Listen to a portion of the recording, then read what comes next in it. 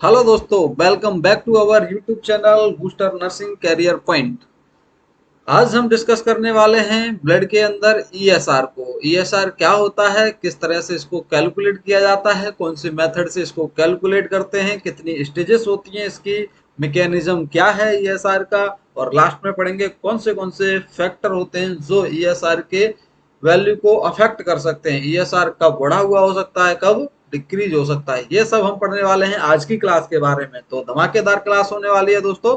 आज की क्लास अपने दोस्तों के पास शेयर कीजिए और सब्सक्राइब कराइएगा चैनल को, जिससे इस क्लास का लाभ और सभी नर्सिंग साथी ले सकें। तो स्टार्ट करते हैं आज की क्लास। आज की क्लास के अंदर हम पढ़ रहे हैं ईएसआर। तो चलिए देखते हैं ईएसआर क्या है। ईएसआर क्या होता है, लास्ट क्लास के बारे में हमने और डायग्नोसिस पढ़ी थी, उनके बारे में हमने देखा था कि पीसीबी क्या होता है, एमसीबी क्या होता है, एमसीएचसी क्या होता है, ये सब हम लास्ट क्लास के बारे में डिस्कस कर चुके हैं। तो आज हम पढ़ने वाले हैं ईएसआर, एरिथ्रोसाइड सेडिमेंटेशन रेट। तो सबसे पहले तो देखेंगे कि ये एरिथ्रोसाइड सेडिमेंटेशन रेट है क्या। एरिथ्रोसाइड सेडिमेंटेशन रेट है क्या, ये एक रेट है, हाँ? ये क्या है, एक रेट होती है जिसके जिसके अंदर क्या होता है, जो आरबीसी होती है वो टेस्ट ट्यूब की बॉटम में सेटल डाउन होती है। इस रेट का कोई टाइमिंग होगा, जी हाँ, आरबीसी के सेटल डाउन होने का एक टाइम होता है, एक टाइम दिया जाता है उसको। टाइम को बोलते हैं 60 मिनट, यानी 60 मिनट दी जाती है टेस्ट ट्यूब के अंदर आरबीसी सेटल डाउन हो रही है या फिर नहीं हो रही है, कितनी रेट से सेटल डाउन हो रही है, नहीं हमारा ईएसआर कैलकुलेट होगा, ईएसआर निकल के आता है। तो दोस्तों हम इसकी डेफिनेशन देख रहे हैं। डेफिनेशन के अंदर क्या होगा, डेफिनेशन डेफिनेशन में पढ़ेंगे हम क्या होगा इसके अंदर।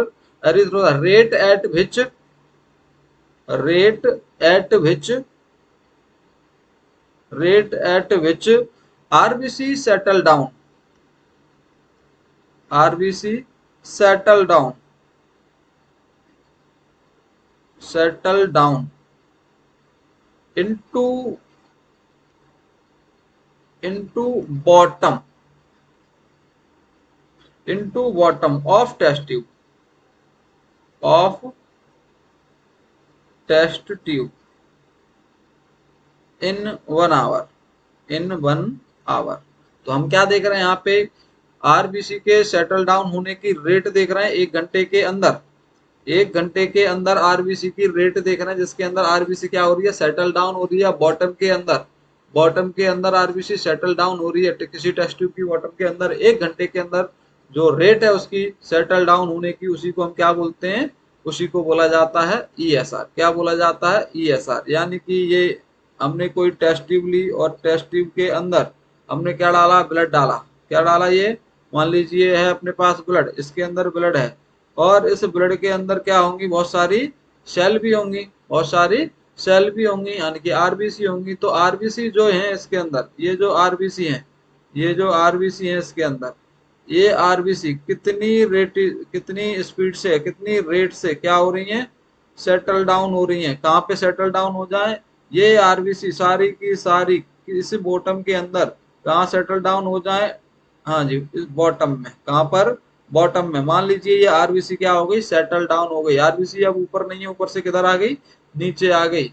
तो कौन सी रेट से, रेट क्या है इस आरबीसी के सेटल डाउन होने की, इन 1 आवर, इन 1 आवर 1 घंटे के अंदर आरबीसी कितनी सेटल डाउन हो चुकी हैं, किसके अंदर, बॉटम के अंदर। उसको हम क्या बोलते हैं, ईएसआर। क्या बोलते हैं, ईएसआर बोला जाता है। क्लियर दोस्तों, आपको डेफिनेशन समझ में आई होगी कि ईएसआर क्या होता है। ईएसआर एरिथ्रोसाइड सेडिमेंटेशन रेट, नाम से ही देखिए एरिथ्रोसाइड क्या है यहाँ पे, आरबीसी।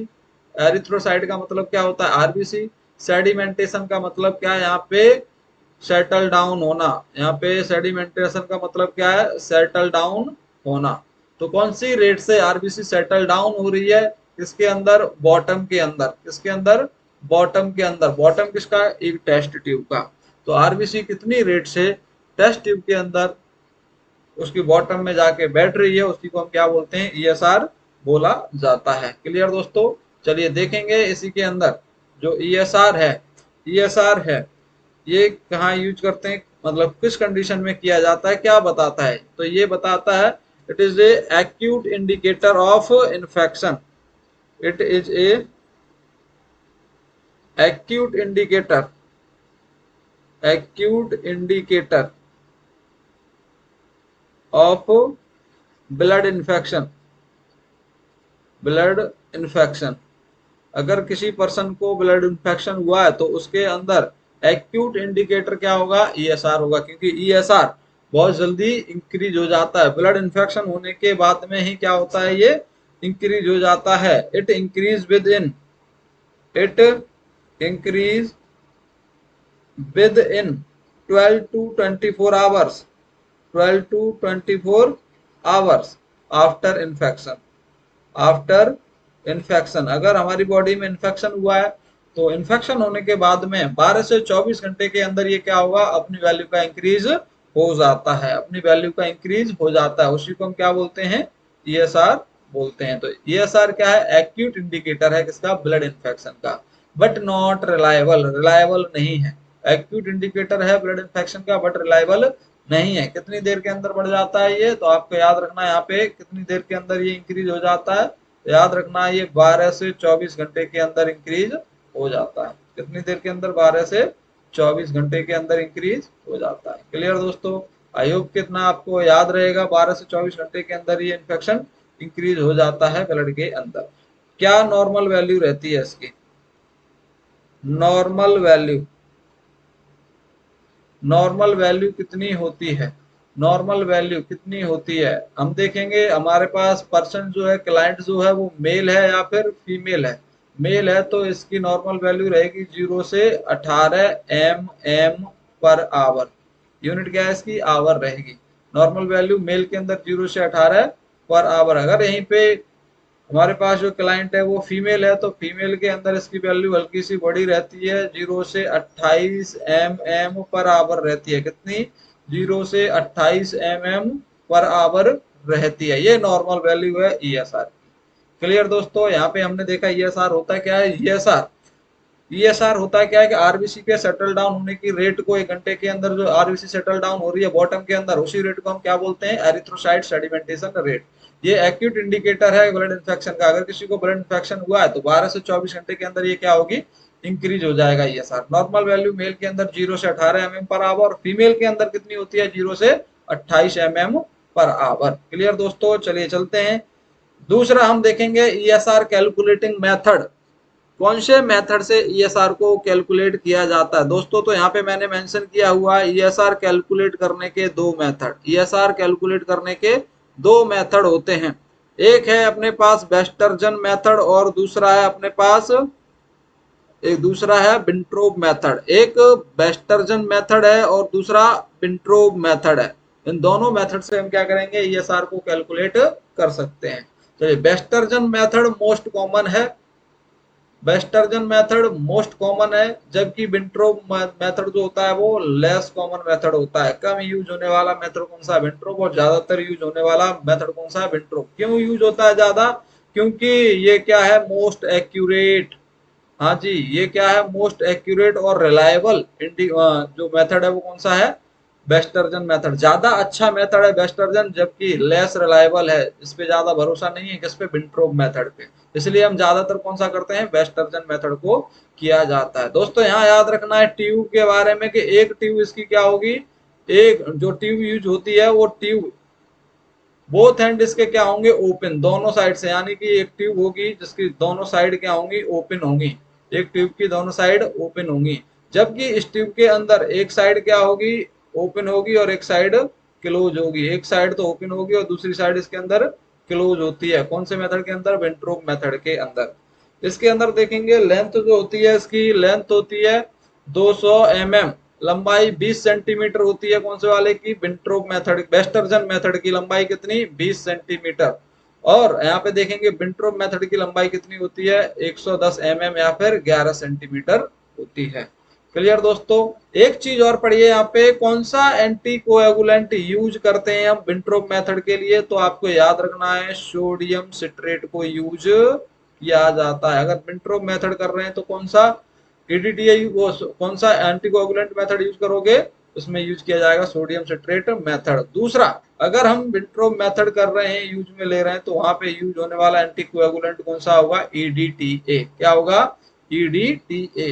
इस तरह से हम दो मेथड के द्वारा कैलकुलेट कर सकते हैं ESR को। पहला वेस्टर्जन मेथड, दूसरा विंट्रोप मेथड। तो वेस्टर्जन मेथड ज्यादा अच्छा है, ज्यादा रिलायबल है, इसलिए मोस्ट कॉमन होता है विंट्रोप मेथड के कंपैरिजन में। वेस्टर्जन मेथड की दोनों जो एंड है ट्यूब के वो क्या रहेंगे? ओपन रहेंगे, जबकि विंट्रोप मेथड में एक ट्यूब ओपन रहता है, एक ट्यूब क्लोज रहता है। वेस्टर्जन मेथड में जो ट्यूब यूज की जाती है उसकी लंबाई कितनी होगी? 200 mm। यहाँ पे लेंथ किसकी है? ये ट्यूब की लेंथ है। ट्यूब लेंथ कितनी है? 200 mm। और यहाँ पे इस ट्यूब की लेंथ कितनी होगी? 110 mm। या फिर हम बोल सकते हैं 11 सेंटीमीटर। एंटीकोएगुलेंट कौन सा यूज किया जाता है वेस्टर्जन मेथड में? सोडियम सिट्रेट यूज किया जाता है, जबकि यहाँ पे विंट्रोप मेथड में यूज होने वाला एंटीकोएगुलेंट कौन सा होता है? EDTA होता है। क्लियर दोस्तों? चलते हैं नेक्स्ट। आगे हमने देखा दो मेथड के द्वारा हम इसको कैलकुलेट कर सकते हैं। आगे देखेंगे कितनी स्टेजेस होती हैं इसकी। तो दोस्तों स्टेजेस ऑफ इस ESR, यहाँ पे एक डायग्राम मैंने यहाँ पे मेंशन किया है। पहले तो ये डायग्राम देख लीजिए। डायग्राम के अंदर मैंने आपको यहाँ पे दो ट्यूब मेंशन की हुई है। देखिए, ये वेस्टर्जन ट्यूब है, वेस्टर्जन ट्यूब है, और ये विंट्रोप ट्यूब है। इन दोनों की हेल्प से हम क्या कर सकते हैं? ESR को कैलकुलेट कर सकते हैं। वेस्टर्जन ट्यूब देखिए, यहाँ पे वेस्टर्जन ट्यूब यहाँ पे अपने स्टैंड पे खड़ी हुई है। यहाँ पे हम क्या कर रहे हैं? यहाँ पे कैलकुलेट करके देख रहे हैं। ये वेस्टर्जन मेथड, यहाँ पे मैंने आपको 200 mm बताया है। 200 mm यानी कि 20 सेंटीमीटर। ये 200 से 300 mm की हो सकती है, यानी कि 20 से 30 सेंटीमीटर की हो सकती है, लेकिन जो मोस्टली यूज होती है वो 200 mm की यूज की जाती है ESR को कैलकुलेट करने के लिए। जबकि विंट्रोप मेथड के अंदर जो ट्यूब होगी वो ओनली और ओनली कितनी होगी? वो 11 सेंटीमीटर की होगी, यानी कि 110 mm की होती है। तो इस तरह से विंट्रोप ट्यूब और वेस्टर्जन ट्यूब, इन दोनों की सहायता से हम क्या कर सकते हैं? ESR मेथड को कैलकुलेट कर सकते हैं। यहाँ पे देखिए, ये ओपन भी इसका क्या है? ये एंड भी ओपन है और ये एंड भी ओपन होता है इसका, जबकि इसके अंदर ये नीचे वाला ओपन जो मेथड एंड है इसका विंट्रोप ट्यूब का, यहाँ पे क्या है? ये क्लोज होता है, ये यहाँ पे ओपनिंग नहीं रहती है, जबकि यहाँ पे ओपनिंग देखने को मिलती है। इस तरह से हम क्या करते हैं? यहाँ पे ESR को कैलकुलेट करते हैं। चलिए नेक्स्ट देख रहे हैं स्टेजेस ऑफ ESR। तो स्टेजेस इसकी 3 स्टेजेस होती हैं। सेडिमेंटेशन प्रोसेस की 3 स्टेज होती हैं। तीनों स्टेज के अंदर सबसे पहले क्या होता है? फर्स्ट स्टेज के अंदर रिवलैक्स फॉर्मेशन होता है। क्या? रिवलैक्स फॉर्मेशन। रिवलैक्स यानी कि टोटल 1 आवर होता है इस मेथड का।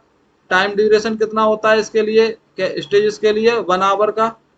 1 आवर बोल दो या फिर 60 मिनट बोल सकते हैं। यहाँ पे 60 मिनट का टाइम होता है। तो जो फर्स्ट स्टेज होती है वो ओनली और ओनली 10 मिनट की होती है, जिसके अंदर RBC क्या करती है? ग्रुप बनाती है। RBC क्या करेंगी? RBC ग्रुपिंग करेंगी। RBC ग्रुपिंग करती है, ग्रुप बनाती है ना। RBC पहले 10 मिनट के अंदर ग्रुपिंग करेंगी, ग्रुप बनाएंगी। फिर हम देखेंगे इसके बाद में कि जो दूसरा है यहाँ पे सेडिमेंटेशन और सेटलिंग स्टेज। दूसरी स्टेज को बोलते हैं सेडिमेंटेशन और सेटलिंग स्टेज। इस स्टेज के अंदर क्या है? यहाँ पे RBC बॉटम में सेटल डाउन होती है। इसके अंदर RBC जो है वो सेटल डाउन होंगी किसके अंदर? बॉटम के अंदर। तो कितनी हो पाई है, कितनी नहीं हो पाई है, इसके ऊपर डिपेंड करेगा ESR का रिजल्ट कितना आने वाला है। तीसरी स्टेज होती है पैकिंग स्टेज, जो 10 मिनट की होती है। ये वाली दूसरी 40 मिनट की थी, तीसरी वाली 10 मिनट की होती है, जिसके अंदर RBC के अंदर नो मूवमेंट, RBC के अंदर कोई मूवमेंट नहीं होता है, कोई हलचल नहीं होती है। Sedimentation slow and cells start to pack at the bottom of tube, यानी कि जो सेल है उनकी क्या होने लगती है? पैकिंग होने लगती है। मतलब सेल के अंदर कोई भी मूवमेंट नहीं होता है। कौन सी स्टेज के अंदर? स्टेज 3 के अंदर। तो इस तरह से अब देखिए यहाँ पे अगर ESR ज्यादा, मतलब ज्यादा RBC बॉटम में सेटल डाउन हो गई होंगी, उतना ही ESR बढ़ा हुआ आएगा। RBC बॉटम के अंदर जितनी ज्यादा RBC बॉटम के अंदर जितनी सेटल डाउन हो जाएंगी, उतना ही ESR क्या आएगा? बढ़ा हुआ आएगा। ESR बढ़ा हुआ आएगा। अगर RBC आज सेटल डाउन नहीं हो पाए बॉटम के अंदर, सेटल डाउन नहीं हो पाई बॉटम के अंदर, तो वहां पे ईएसआर कैसा आएगा, डिक्रीज आता है, ईएसआर कम आता है। इस तरह से हम ईएसआर को कैलकुलेट कर सकते हैं। तो दोस्तों कितनी स्टेज है इसकी, 3 स्टेज है। फर्स्ट स्टेज 10 मिनट की, दूसरी स्टेज 40 मिनट की, तीसरी स्टेज 10 मिनट की। पहली स्टेज के अंदर क्या हो रही है, ग्रुपिंग हो रही है आरबीसी की, जिसको हम बोलते हैं रिलैक्स फॉर्मेशन। दूसरी स्टेज के अंदर आरबीसी के अंदर क्या हो रहा है, सेटलिंग डाउन चल रही है, आरबीसी नीचे बैठ रही है, जिसको बोलते हैं सेडिमेंटेशन और सेटलिंग स्टेज। थर्ड स्टेज के अंदर आरबीसी पैक हो रही है, मतलब आरबीसी के अंदर कोई मूवमेंट नहीं हो रहा है, जो 10 मिनट की होती है। क्लियर दोस्तों, इस तरह से 3 स्टेजेस होती हैं किसकी, 3 स्टेजेस होती हैं किसकी, स्टेजेस ऑफ ईएसआर की, स्टेजेस ऑफ ईएसआर की। आई होप कि आपको ये समझ में आया होगा, अच्छे से विजिबल हो रहा होगा ये। अगर नहीं हो रहा है तो अभी देख सकते हैं इसको। First stage relax formation 10 minute, जिसके अंदर आरबीसी ग्रुपिंग होती है। सेकंड स्टेज सेडिमेंटेशन और सेटलिंग स्टेज, जो 40 मिनट की होती है, जिसके अंदर आरबीसी सेटल डाउन होती है। थर्ड स्टेज पैकिंग स्टेज है, जो 10 मिनट की होती है, जिसके अंदर आरबीसी के अंदर कोई भी मूवमेंट नहीं होता, ओनली ग्रुपिंग का फॉर्मेशन होता है, ओनली ग्रुपिंग का फॉर्मेशन होता है। क्लियर दोस्तों, आई होप कि ये आपको समझ में आया होगा इतना। मैं आपको ले चलता हूँ मैकेनिज्म ऑफ ईएसआर पे। हाँ जी, मैकेनिज्म ऑफ ईएसआर। तो ईएसआर का मैकेनिज्म कैसा होता है, किस पे डिपेंड करेगा मैकेनिज्म, तो मैं बता रहा हूँ कि आरबीसी जो होती है, मैं एक आरबीसी का यहाँ पे डायग्राम बनाऊंगा आपके लिए, आरबीसी का डायग्राम।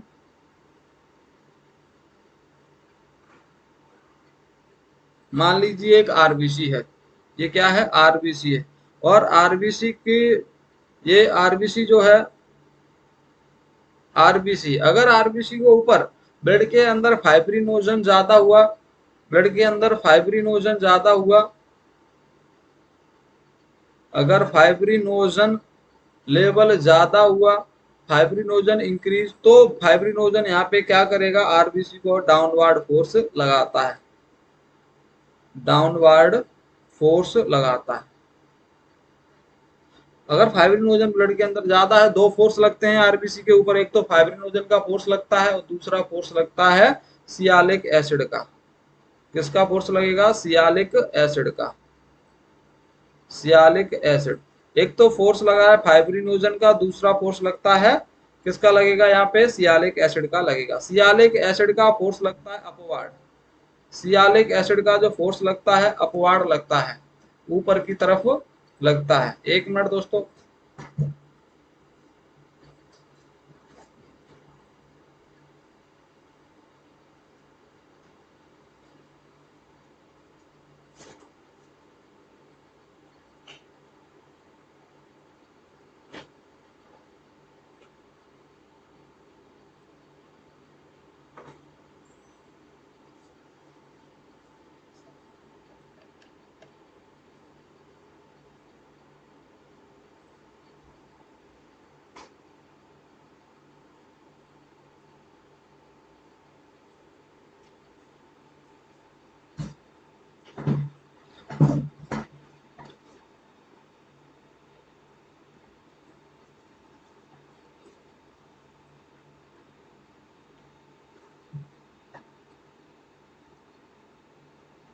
Sorry for disturbance.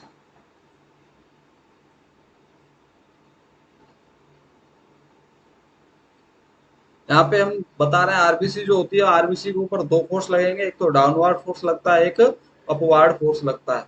एक डाउनवर्ड जो फोर्स लगता है वो किसका फोर्स होगा, यहाँ पे याद रखना है, फाइब्रिनोजन का फोर्स होता है। एक फोर्स फाइब्रिनोजन का होता है, दूसरा फोर्स सियालिक एसिड का होता है। एक फोर्स फाइब्रिनोजन का, दूसरा सियालिक एसिड का फोर्स होगा। तो अब इसमें आपको याद रखना है कि जो फाइब्रिनोजन का फोर्स होगा वो डाउनवर्ड फोर्स लगाएगा, और सियालिक एसिड का जो फोर्स लगेगा वो अपवार्ड फोर्स लगता है, अपवार्ड फोर्स लगाता है, यानी कि आरबीसी को ऊपर की तरफ ले जाता है। इस सियालिक एसिड के फोर्स को हम क्या बोलते हैं, जीटा पोटेंशियल। क्या बोलते हैं, zeta potential force, zeta potential force लगता है। जो माइनस में होते हैं, -15 MeV होता है सियालिक एसिड का चार्ज आरबीसी के ऊपर, -15 MeV ये सियालिक एसिड का चार्ज रहता है किसके ऊपर, आरबीसी के ऊपर, जो आरबीसी को ऊपर की तरफ ले जाने का काम करता है। फाइब्रिनोजन क्या करता है, फाइब्रिनोजन डाउनवर्ड फोर्स लगाता है, फाइब्रिनोजन डाउनवर्ड फोर्स लगाता है। अब देखिए यहाँ पे फाइब्रिनोजन लेवल अगर बढ़ गया तो बढ़ जाएगा फाइब्रिन ओजन लेवल अगर बॉडी के अंदर, तो डाउनवर्ड फोर्स ज्यादा लगेगा। ऐसी कंडीशन में आरबीसी का सेटल डाउन जल्दी हो जाएगा, इसके अंदर बॉटम के अंदर सारी की सारी आरबीसी बैठ जाएगी, तो ईएसआर क्या आएगा, बढ़ा हुआ आता है। तो आपको ध्यान रखना है, दो चीज याद रखनी है, सियालिक एसिड और फाइब्रिनोजन। फाइब्रिनोजन अगर ज्यादा हो गया तो आरबीसी को नीचे की तरफ ले जाएगा, और फाइब्रिनोजन कम हो गया तो सियालिक एसिड का चार्ज बढ़ जाएगा, वो आरबीसी को ऊपर की तरफ ले जाने का काम करता है। क्लियर दोस्तों, चलिए चलते हैं इसके फैक्टर अफेक्टिंग की तरफ और देखते हैं किस तरह से फाइब्रिनोजन काम करता है। देखिए यहाँ पे फैक्टर अफेक्टिंग देख रहे हैं, ईएसआर के कौन से फैक्टर जो अफेक्ट कर सकते हैं ईएसआर को। पहला, फाइब्रिनोजन लेवल इंक्रीज। मैंने बताया फाइब्रिनोजन लेवल बढ़ेगा तो ईएसआर का मूवमेंट, वो आरबीसी का मूवमेंट नीचे की तरफ कराएगा, ऊपर की तरफ, नीचे की तरफ, यानी फाइब्रिनोजन लेवल बढ़ेगा तो ईएसआर कैसा आएगा, बढ़ा हुआ आएगा। कैसा आएगा, बढ़ा हुआ आएगा। कौन सी कंडीशन में फाइब्रिनोजन लेवल बढ़ सकता है, तो बॉडी के अंदर अगर इन्फ्लामेशन हुआ, बॉडी के अंदर कहीं इन्फ्लामेशन हुआ है, तो उस कंडीशन के अंदर क्या होगा, इन्फ्लामेशन के अंदर फाइब्रिनोजन लेवल बढ़ जाता है। प्रेगनेंसी, ऑटो इम्यून डिसऑर्डर जैसे कि rheumatoid arthritis, SLE, systemic lupus erythematosus, systemic lupus erythematous,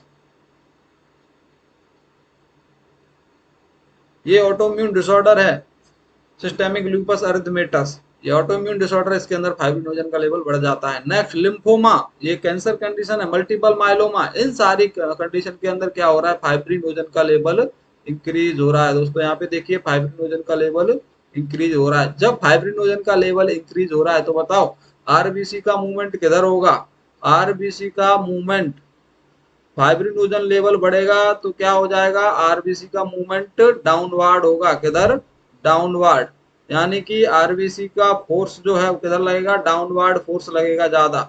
downward force, downward force क्या हो जाएगा, इंक्रीज हो जाएगा। डाउनवर्ड फोर्स इंक्रीज, अब जब डाउनवर्ड फोर्स इंक्रीज होगा आरबीसी जल्दी सेटल डाउन हो जाएगी, यानी कि आरबीसी के अंदर ईएसआर क्या आएगा, यहाँ पे इंक्रीज आएगा, ईएसआर इंक्रीज आएगा। तो यहाँ पे मैंने देखो लिखा हुआ है फाइब्रिनोजन जब बढ़ता है तो ईएसआर बढ़ा हुआ आता है, फाइब्रिनोजन जब बढ़ेगा तो ईएसआर बढ़ा हुआ आएगा।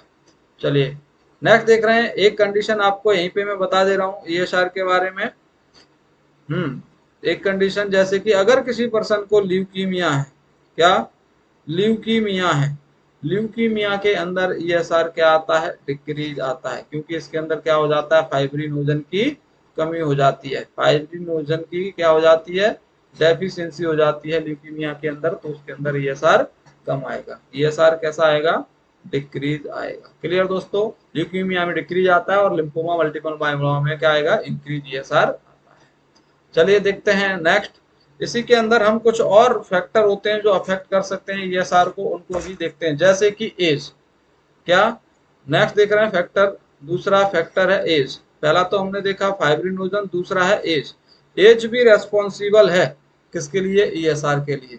मान लीजिए किसी पर्सन की एज इंक्रीज हो रही है तो वहां पे साथ में ईएसआर भी क्या होगा, इंक्रीज आएगा। एज के साथ में ईएसआर भी बढ़ा हुआ आता है, एज के साथ ईएसआर भी बढ़ा हुआ आता है।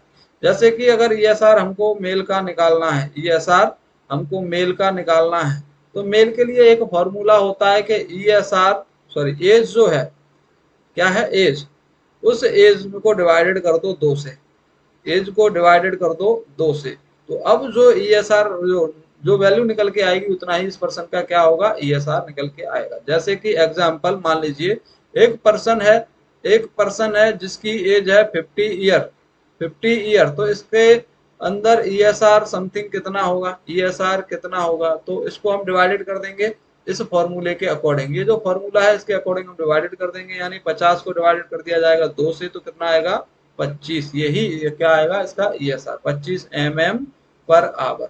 यानी कि जिस किसी पर्सन की एज है, जितनी भी एज है उसको हम डिवाइडेड कर देंगे 2 से, तो जितनी उसकी वैल्यू निकल के आएगी उतना ही उसका क्या निकल के आएगा, ईएसआर निकल के आएगा। तो जैसे जैसे एज बढ़ती रहेगी वैसे वैसे क्या होगा, ईएसआर भी बढ़ता रहेगा। ये तो हमने देखा मेल के अंदर, अभी हम देख रहे हैं कि ईएसआर फीमेल के अंदर कैसे कैलकुलेट कर सकते हैं। तो फीमेल के अंदर भी आपको याद रखना है, एक फॉर्मूला होता है फीमेल के अंदर, फीमेल के अंदर निकालने वाला फॉर्मूला है एज बाई 2 एज को डिवाइडेड करते हैं 2 से, प्लस कर देते हैं क्या 5।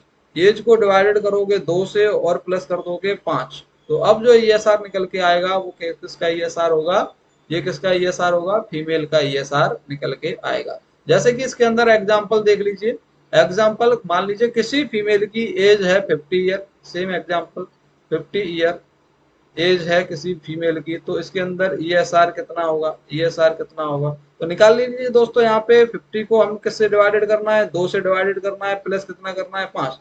तो 2 से इसको डिवाइडेड करेंगे तो कितनी बार हो जाएगा, 25 बार। तो 25 प्लस 5 बराबर इसका जो ईएसआर आएगा वो कितना आएगा, 30 mm per hour, 30 mm per hour ESR आएगा।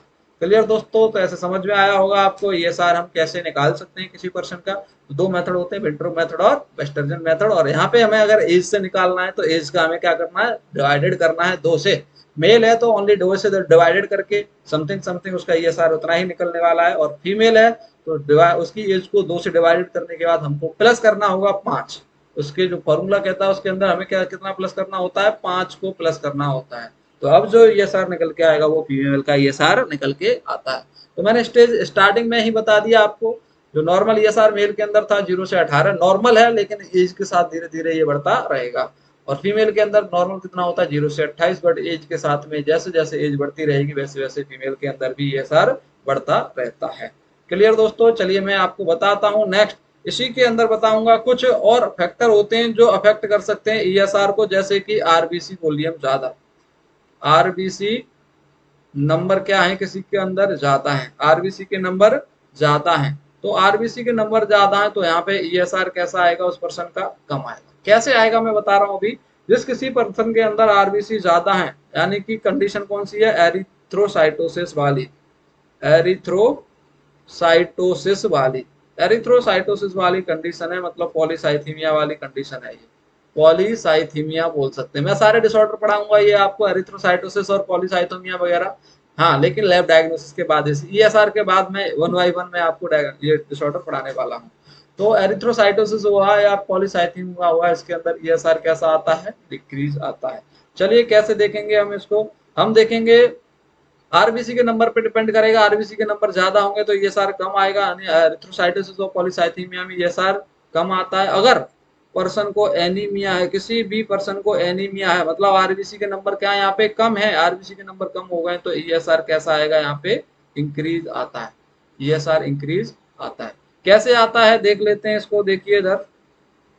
हाँ, तो आरबीसी के नंबर ज्यादा भी हो सकते हैं और कम भी हो सकते हैं, ये डिपेंड करता है किसी भी पर्सन के आरबीसी के नंबर पर। आरबीसी के नंबर मान लीजिए आरबीसी के नंबर कम हो गए एक तरफ ज्यादा हो गए। हाँ जी, एक तरफ आरबीसी के नंबर कम हो गए मतलब एनीमिया कंडीशन हो गई, और एक तरफ आरबीसी के नंबर ज्यादा हो गए मतलब पॉलीसाइथीमिया कंडीशन हो गई, या फिर हम इसी को बोल सकते हैं एरिथ्रोसाइटोसिस। क्या, एरिथ्रोसाइटोसिस वाली कंडीशन देखने को मिल रही है। तो अगर किसी पर्सन के अंदर एनीमिया है, इसका मतलब ये है आरबीसी के नंबर यहाँ पे कितने हैं, डिक्रीज है, नॉर्मल वैल्यू से कम है। अब जो आरबीसी के नंबर अगर कम हो जाएंगे तो यहाँ पे आरबीसी की ग्रुपिंग होगी, आरबीसी की ग्रुपिंग जो मैंने बताया था, रिफ्लेक्स फॉर्मिंग, ग्रुपिंग को हमने क्या बोला था स्टेज के अंदर, रिफ्लेक्स फॉर्मिंग,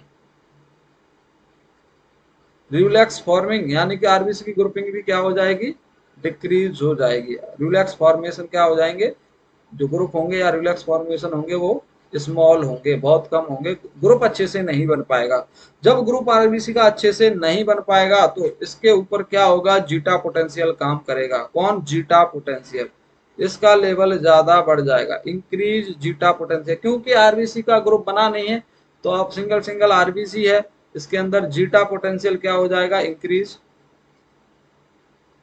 जीटा पोटेंशियल जो ऊपर अपवार्ड फोर्स लगा रहा था वो क्या हो जाएगा, इंक्रीज हो जाएगा। तो ऐसी कंडीशन में जीटा पोटेंशियल जब जब बढ़ता है, यानी कि सियालिक एसिड का चार्ज जब जब बढ़ेगा तो अपवार्ड फोर्स इंक्रीज हो जाएगा। क्या होगा, अपवार्ड फोर्स इंक्रीज हो जाएगा। और अपवार्ड फोर्स इंक्रीज हुआ तो इसका मतलब ये है कि यहाँ पे आरबीसी का जो मूवमेंट था वो डाउनवर्ड, आरबीसी मूवमेंट डाउनवर्ड क्या हो जाएगा, इंक्रीज हो जाएगा। आरबीसी मूवमेंट, आरबीसी सॉरी यहाँ पे मैं आपको बता चुका हूँ, यहाँ पे आरबीसी का ग्रुप नहीं बना है, आरबीसी ग्रुप नहीं बना है यहाँ पे, तो आरबीसी ऊपर की तरफ ना जाके किधर जाएगी, नीचे जाएगी, यानी कि जीटा पोटेंशियल यहाँ पे क्या हो जाता है, डिक्रीज।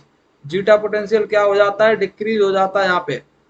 जीटा पोटेंशियल यानी कि अपवार्ड जो फोर्स है वो क्या हो जाएगा, डिक्रीज हो जाएगा, यानी कि अपवार्ड फोर्स नहीं लगेगा यहाँ पे। अपवार्ड फोर्स क्या होगा, डिक्रीज। अपवार्ड फोर्स क्या होगा, डिक्रीज, यानी ऊपर की तरफ को फोर्स नहीं लग पाएगा। जब अपवार्ड फोर्स नहीं लग पाएगा तो अब आरबीसी का क्या है, वो आरबीसी का मूवमेंट किधर होगा, डाउनवर्ड होगा। आरबीसी मूवमेंट किधर होगा, RBC movement downward.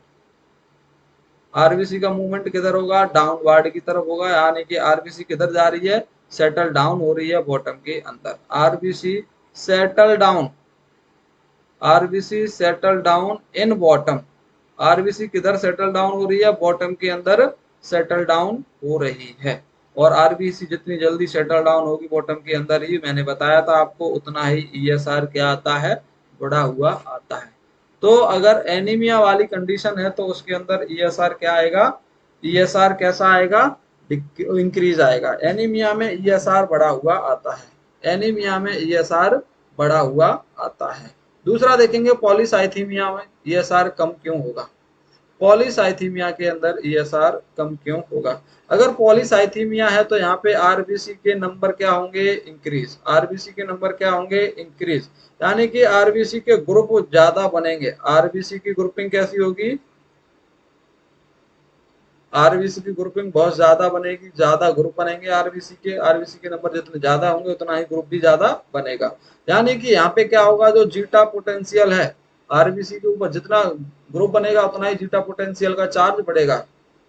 Zeta potential क्या हो जाएगा, इंक्रीज हो जाएगा। और जीटा पोटेंशियल इंक्रीज होगा तो आरबीसी के ऊपर कैसा फोर्स लगाएगा, upward force, upward force.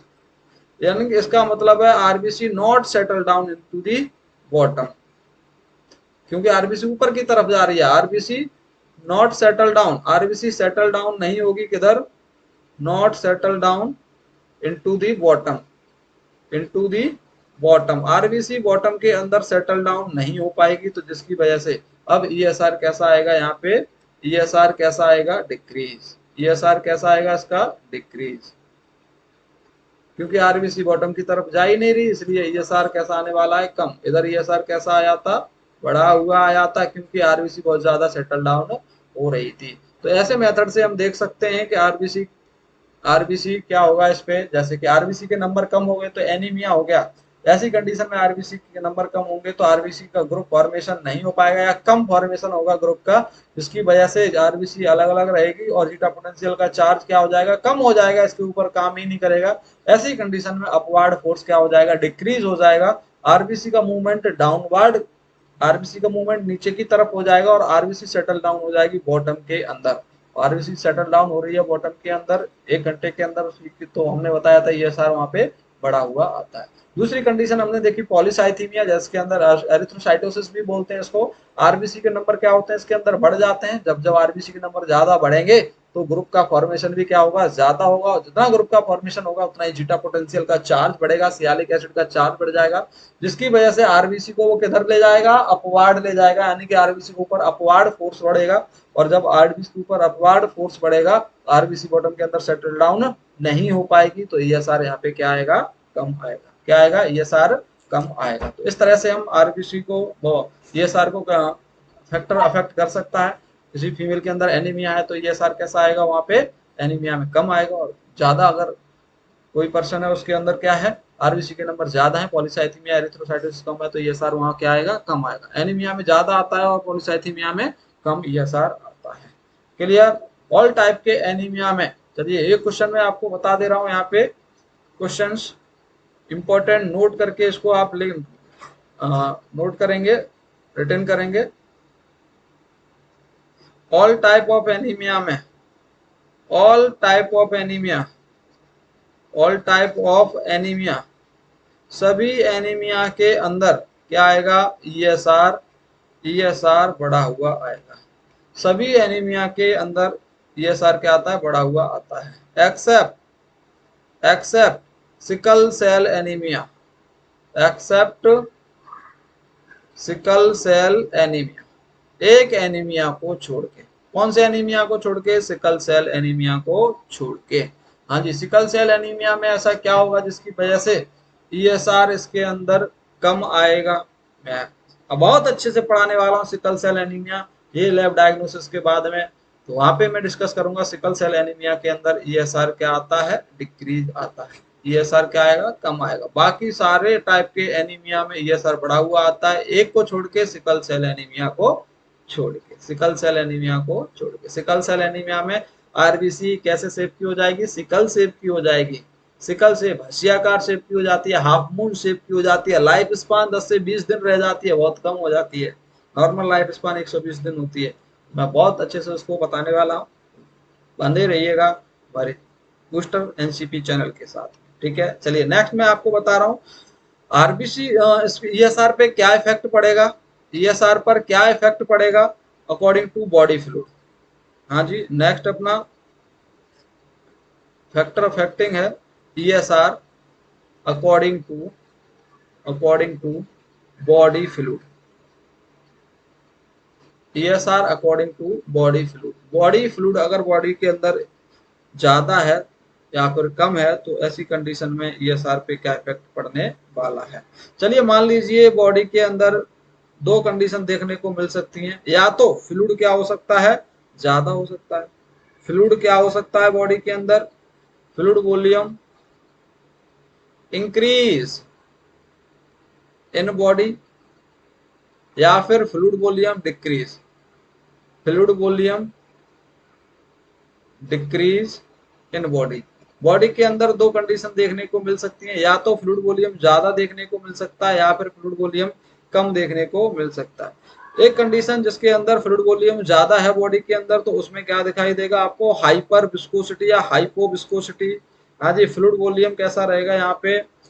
Hypo viscosity या फिर हाइपर विस्कोसिटी। मान लीजिए किसी पर्सन के अंदर हाइपर फ्लूइड वॉल्यूम ज्यादा हो गया है, फ्लूइड वॉल्यूम ज्यादा हो गया है, यहाँ की यहाँ पे क्या हो गया है? हीमोडाइल्यूशन ज्यादा हो गया। हीमोडाइल्यूशन ज्यादा हो गया है। हीमोडाइल्यूशन मतलब पतला ब्लड हो गया है। फ्लूइड वॉल्यूम इंक्रीज है मतलब पतला ब्लड है। इसका मतलब ये है कि प्लाज्मा वॉल्यूम क्या हो गया है? इसके अंदर बहुत ज्यादा हो गया है। इसका मतलब क्या है? प्लाज्मा वॉल्यूम क्या हो गया है? बहुत ज्यादा हो गया है। Plasma volume increase. RBC volume क्या हो गया है? डिक्रीज। आरबीसी वॉल्यूम क्या हो गया है? डिक्रीज। प्लाज्मा वॉल्यूम बढ़ गया है, आरबीसी वॉल्यूम क्या हो गया है? डिक्रीज हो गया। आरबीसी वॉल्यूम क्या हो गया है? डिक्रीज। ऐसी कंडीशन में अब मैंने पीछे बताया था आरबीसी क्या होगी जब जब कम होगी? प्लाज्मा बढ़ गया, आरबीसी कम हुई, आरबीसी कम हुई मतलब एनीमिया हुआ। क्या हुआ? एनीमिया हुआ। तो एनीमिया में बताओ अब कैसा? एनीमिया के अंदर ईएसआर कम आता है या ज्यादा? एनीमिया के अंदर ईएसआर बढ़ा हुआ आता है ना, क्योंकि फ्लूइड वॉल्यूम क्या है यहाँ पे? ज्यादा हो गया, मतलब हीमोडाइल्यूशन हो गया, बहुत ज्यादा पतला ब्लड हो गया है जिसके अंदर प्लाज्मा वॉल्यूम बढ़ गया है, आरबीसी वॉल्यूम कम हो गया है। कौन सी कंडीशन होती है? एग्जांपल लिख लो जिसके अंदर फ्लूइड वॉल्यूम बढ़ जाता है, जैसे chronic kidney disease, chronic kidney disease, pregnancy, pregnancy, congested heart failure. ये सारी कंडीशन कौन सी है? ये वो कंडीशन है जिसके अंदर प्लाज्मा वॉल्यूम बढ़ जाता है, आरबीसी वॉल्यूम कम हो जाता है ना। आरबीसी वॉल्यूम कम हुआ है, एनीमिया में गया, तो ये सर कैसा आएगा यहाँ पे? बढ़ा हुआ आएगा। दूसरी तरफ देख रहे हैं फ्लूइड वॉल्यूम कम हो गया है बॉडी के अंदर, फ्लूइड वॉल्यूम कम हो गया है बॉडी के अंदर, फ्लूइड वॉल्यूम कम हो गया है तो इसको हम क्या बोलेंगे? फ्लूइड वॉल्यूम कम हो गया है तो हाँ देखो यहाँ पे हीमोडाइल्यूशन रहेगा या नहीं रहेगा? इधर तो हीमोडाइल्यूशन था लेकिन इधर हीमोडाइल्यूशन नहीं रहेगा। फ्लूइड वॉल्यूम कम है मतलब प्लाज्मा वॉल्यूम क्या हो गया है? डिक्रीज। प्लाज्मा वॉल्यूम बॉडी के अंदर क्या हो गया है? डिक्रीज हो गया है, प्लाज्मा कम हो गया है बॉडी के अंदर। कौन सी कंडीशन होती है जिसके अंदर प्लाज्मा वॉल्यूम कम हो जाता है? जैसे कि डिहाइड्रेशन, डिहाइड्रेशन हुआ, डिहाइड्रेशन हुआ, डायरिया हो गया, डायरिया हो गया, सीवियर वॉमिटिंग हो गई, सीवियर वॉमिटिंग हो गई, है ना। पर्सन शॉक में चला गया, शॉक में मतलब कि उसको हाइपोवॉलेमिक शॉक हो गया, फ्लूइड ही नहीं है बॉडी के अंदर। बर्न हो गया है पर्सन, क्लाइंट अपना कैसा है? बर्न हो गया, बर्न होने के कारण सारा का सारा जो फ्लूइड वॉल्यूम था वो क्या हो गया है? कम हो गया। तो जब प्लाज्मा वॉल्यूम डिक्रीज हो जाता है इसका मतलब ये है प्लाज्मा वॉल्यूम, प्लाज्मा कंसंट्रेशन कम है, लेकिन आरबी कंसंट्रेशन, तो आरबीसी की कंसंट्रेशन क्या रहेगी इसके अंदर, इंक्रीज रहेगी। और जहां आरबीसी ज्यादा रहती है वहां पे ईएसआर कैसा आएगा, डिक्रीज। ईएसआर कैसा आएगा, डिक्रीज। ईएसआर कैसा आने वाला है यहाँ पे, डिक्रीज। क्लियर दोस्तों, याद रखना है फ्लूइड वॉल्यूम बढ़ रहा है, एक के अंदर फ्लूइड वॉल्यूम बढ़ रहा है। हाँ जी, फ्लूइड वॉल्यूम बढ़ रहा है तो इसका मतलब क्या, हाइपो विस्कोसिटी है। क्या है ये, हाइपो विस्कोसिटी। ये इंडिकेट कर रहा है किसको, हाइपो विस्कोसिटी को, हाइपो विस्कोसिटी। दूसरी तरफ देख रहे हैं फ्लूइड वॉल्यूम कम हो रहा है, मतलब हाइपर विस्कोसिटी हो रही है। फ्लूइड वॉल्यूम इंक्रीज हो रहा है तो हाइपर विस्कोसिटी, हाइपो विस्कोसिटी, और फ्लूइड वॉल्यूम डिक्रीज हो रहा है तो हाइपर विस्कोसिटी, हाइपर विस्कोसिटी हो जाएगी। ज्यादा फ्लूइड वॉल्यूम कम हो जाएगा, आरबीसी वॉल्यूम बढ़ जाएगा तो गाढ़ापन बढ़ जाता है ब्लड के अंदर। तो हाइपर यानी फ्लूइड वॉल्यूम देखा हमने, फ्लूइड वॉल्यूम अगर हाइपो विस्कोसिटी दिया हुआ है तो हाइपो विस्कोसिटी में आप बता देना कि ईएसआर लेवल बढ़ा हुआ रहता है, और हाइपर विस्कोसिटी दिया हुआ है तो उसमें बता देना ईएसआर लेवल डिक्रीज रहता है। बता पाएंगे क्या, अच्छे से बता पाएंगे, मैंने एक्सप्लेन कर दिया है किस तरह से आपको बता सकते हैं। क्लियर दोस्तों, हाँ ये मैंने आपको कुछ बता दिए हैं, आपको कुछ फैक्टर अफेक्टिंग है जो अफेक्ट कर सकते हैं किसको, ईएसआर वैल्यू को, ईएसआर वैल्यू को। क्लियर दोस्तों, तो इनको आप एक बार नोट डाउन कीजिएगा अच्छे से, और क्लास को अच्छे से समझिएगा, और इसको शेयर एंड लाइक करना ना भूलिएगा, और सब्सक्राइब भी कर दीजिएगा इसको, और अपने दोस्तों के साथ सबके पास शेयर कर दीजिएगा, क्योंकि नेक्स्ट क्लास जो आने वाली है वो डिसऑर्डर, आरबीसी से रिलेटेड डिसऑर्डर आने वाले हैं। और डिसऑर्डर कोई भी बच्चा उस क्लास को छोड़ा नहीं है ना, सारी की सारी क्लास आपको मेमोराइज होनी चाहिए, सारी की सारी क्लास आपको याद होनी चाहिए, क्योंकि अभी नॉर्थ सेट का एग्जाम आने वाला है जो कि जून में है, 3 जून को एग्जाम है। उसके अंदर आपकी परफॉर्मेंस इतनी अच्छी हो, इतनी अच्छी हो कि आपकी रैंक हो ऊपर ही दिखाई दे, आपको, आपको और आपके परिवार को आप पर गर्व महसूस होगा जब जब कि आपके पास एक जॉब होगी, सिलेक्शन होगा तब। पढ़ते रहिएगा, बढ़ते रहिएगा आगे। थैंक यू दोस्तों।